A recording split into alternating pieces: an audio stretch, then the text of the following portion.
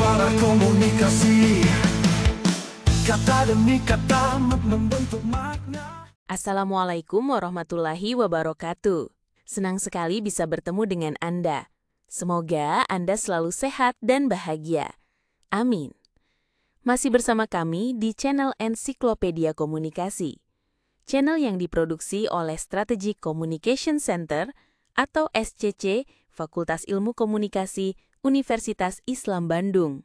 Seperti biasa, kami akan hadirkan informasi seputar komunikasi, baik yang berhubungan dengan teori komunikasi, penelitian, dan aplikasinya dalam kehidupan sehari-hari. Selamat mengikuti, semoga bermanfaat. Terima kasih atas partisipasi Anda. Wassalamualaikum warahmatullahi wabarakatuh.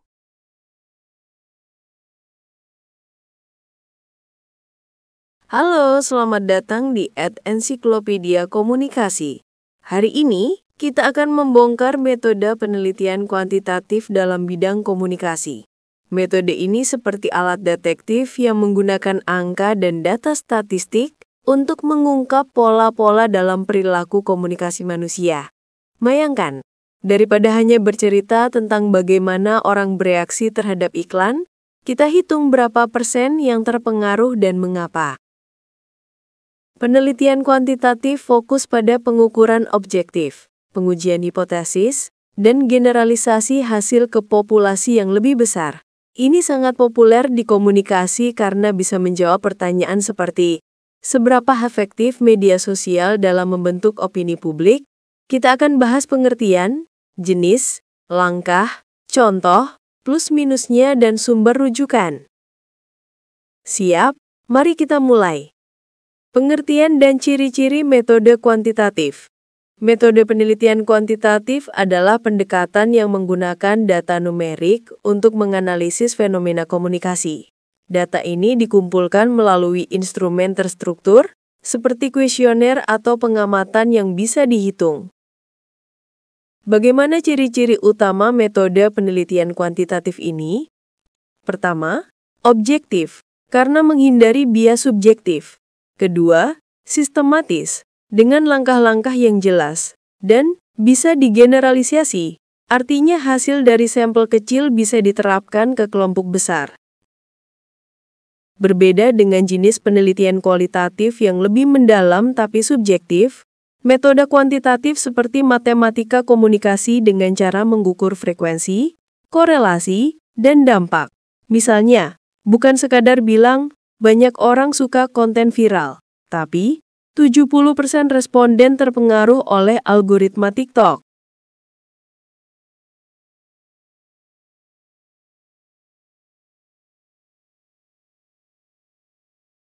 Jenis-jenis metode kuantitatif dalam penelitian komunikasi. Ada beberapa jenis utama yang sering digunakan. Pertama, penelitian survei. Mengumpul data dari responden melalui kuesioner untuk mengukur opini atau perilaku. Kedua, penelitian eksperimen. Menguji variabel, seperti membandingkan kelompok yang terpapar iklan versus kelompok yang tidak, untuk lihat pengaruhnya. Ketiga, analisis isi atau konten analisis. Menghitung elemen dalam pesan media seperti berapa kali kata perubahan iklim muncul di berita. Keempat, analisis meta. Menggabungkan hasil dari banyak studi sebelumnya untuk temukan pola umum. Terakhir, analisis jaringan. Mengukur hubungan antar pengguna di media sosial seperti siapa yang paling berpengaruh di Twitter. Jenis ini bisa dikombinasikan, bergantung pertanyaan penelitian.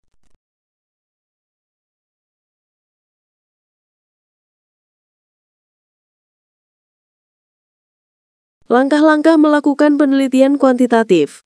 Prosesnya seperti resep masak, mulai rumisan masalah, tinjauan literatur, hingga analisis data.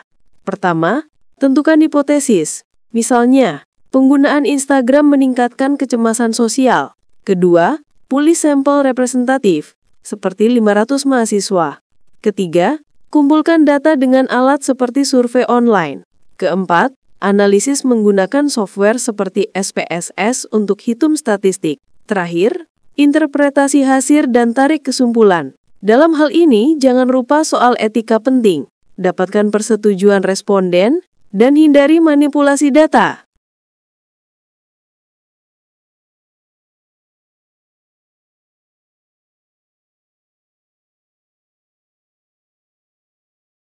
Contoh-contoh penelitian kuantitatif di bidang komunikasi. Mari kita lihat aplikasi nyata. Contoh pertama, analisis isi representasi gender di iklan TV. Pada penelitian ini, peneliti menghitung berapa persen iklan yang menampilkan perempuan sebagai ibu rumah tangga versus profesional. Lalu survei responden tentang persepsi mereka. Hasilnya 60% iklan stereotip, mempengaruhi opini 75% penonton.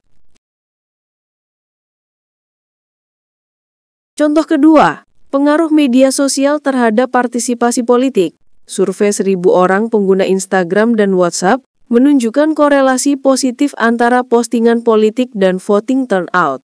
Contoh ketiga, eksperimen tentang users and gratifications di TV. Peneliti membagi kelompok, satu nonton berita hiburan, yang lain berita serius, lalu ukur kepuasan mereka dan hasilnya, hiburan lebih gratifikasi emosional.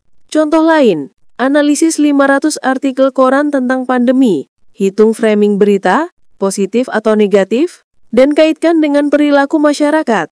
Dari sini bisa ditunjukkan bagaimana metode penelitian kuantitatif mampu membongkar dampak media.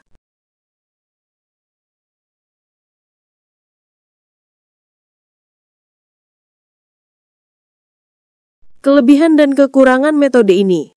Kelebihan metode penelitian kuantitatif adalah objektif dan akurat karena berbasis angka. Bisa meramalkan tren dan generalisasi ke populasi besar.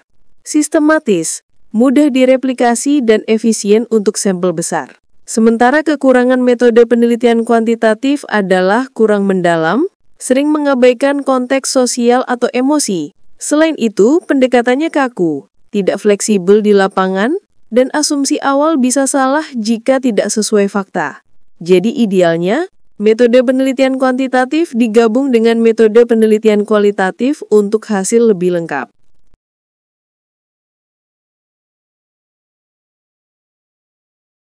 Simpulan, metode kuantitatif adalah senjata ampuh untuk membongkar rahasia komunikasi melalui data.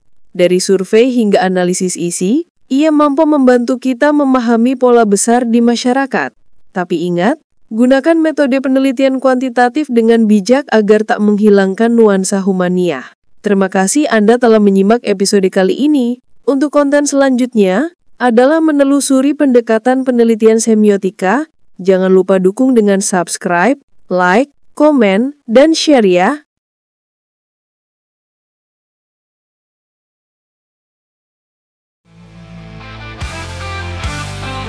Suara komunikasi, kata demi kata membentuk makna.